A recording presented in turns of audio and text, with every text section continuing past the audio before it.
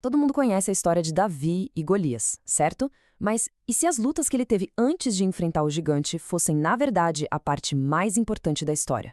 É isso que vamos ver hoje. Vamos mergulhar numa análise que pega os 3 grandes desafios de Davi e os transformam num tipo de roteiro espiritual para as batalhas que a gente enfrenta. E o ponto de partida é essa declaração, uma declaração cheia de confiança do próprio Davi.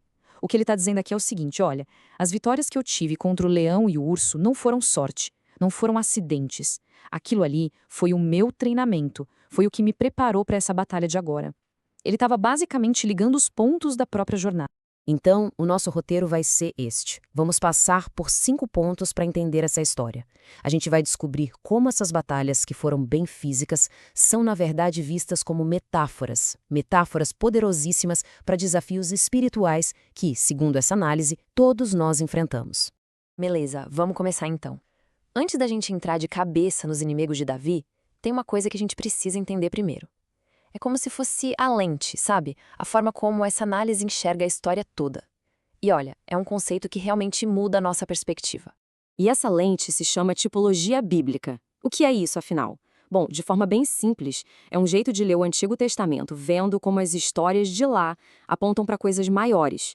Então, nesse estudo, o leão, o urso e o gigante deixam de ser só adversários físicos. Eles viram figuras, quase como sombras, que projetam verdades espirituais muito maiores. Pronto. Com essa ideia em mente, vamos ao primeiro desafio de Davi. Vamos ver o que o leão representa nesse grande quadro. Primeiro, vamos ter uma ideia do que era esse leão. Não é um leão de zoológico. O leão do Oriente Médio que Davi encarou era um predador no topo da cadeia alimentar. Pensa num bicho de até 300 quilos, com uma força absurda, especialista em atacar de surpresa e com a fome insaciável. Definitivamente não era um adversário para se subestimar. Ok, um leão poderoso, mas qual é a conexão espiritual? A análise faz um paralelo direto.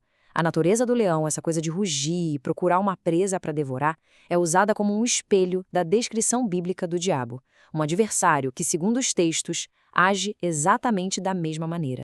E como se vence esse leão? A análise propõe uma estratégia em 3 passos. E o interessante é que não tem nada a ver com força física. O foco é totalmente em, primeiro, estar espiritualmente desperto. Segundo, ser vigilante, ficar de guarda. E terceiro, confiar na fé, depender de uma força que não é a nossa própria. Beleza, vencido o leão, vamos para o segundo oponente. Agora é a vez do urso. E aqui o desafio, segundo a análise, se torna um pouco mais sutil, mais abrangente. E, de novo, não era um ursinho qualquer. O urso sírio era um animal gigantesco. A gente está falando de um bicho de mais de 600 quilos. A principal arma dele era o peso, a força bruta, para esmagar e sufocar. Guarda bem essa imagem, uma força que aperta, que sufoca. Porque é exatamente aí que está a conexão. O urso, nessa interpretação, simboliza o mundo. E atenção, não estamos falando do planeta Terra. A ideia aqui é o mundo como o sistema de valores, de cultura que está ao nosso redor e o tempo todo nos pressiona para a gente se encaixar nele. É como aquele abraço de urso, sabe? Um abraço esmagador que pode sufocar a vida espiritual se a gente não estiver atento. Então, como se livrar desse abraço? A vitória, segundo o material, vem de novo da fé, mas também de uma decisão consciente de viver com base em outros valores, de não se deixar moldar por esse sistema. É um processo, sabe, de se tornar algo novo, que não é definido por essa pressão externa. E agora, chegamos à batalha mais famosa. Afinal, e talvez a mais pessoal de todas, a luta contra Golias. O gigante que, nessa leitura, representa aquele inimigo que mora dentro da gente. Vamos dimensionar o tamanho do problema. Primeiro, a altura, quase 3 metros. Tenta imaginar isso.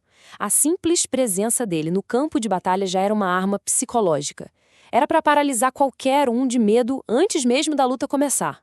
E não era só a altura. Olha esse dado. Só o equipamento dele pesava 64 quilos. Isso é mais que o dobro do que um soldado de elite carrega hoje.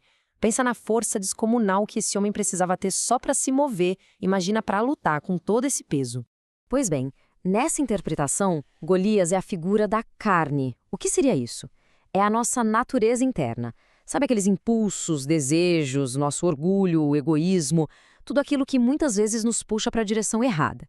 E a análise argumenta que este é o inimigo mais perigoso de todos. Por quê?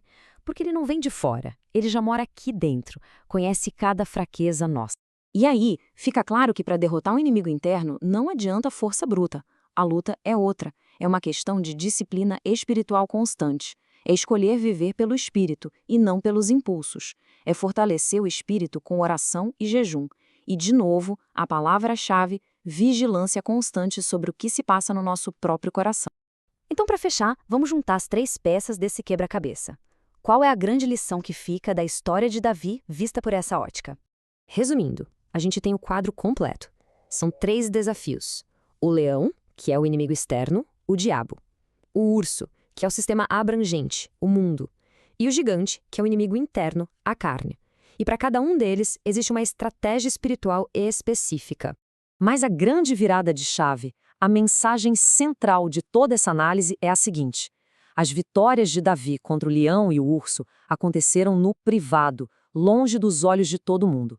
Foram essas vitórias secretas que o prepararam para a grande vitória pública contra o gigante. Ou seja, as lutas que ninguém vê são as que realmente nos preparam. E essa história milenar, quando olhada com essa lente, nos deixa com uma pergunta bem provocadora sobre as nossas próprias vidas. Qual é o gigante que está no nosso horizonte? E talvez mais importante, o que está sendo feito no secreto, nas batalhas que ninguém vê, que vai nos preparar para o que está por vir?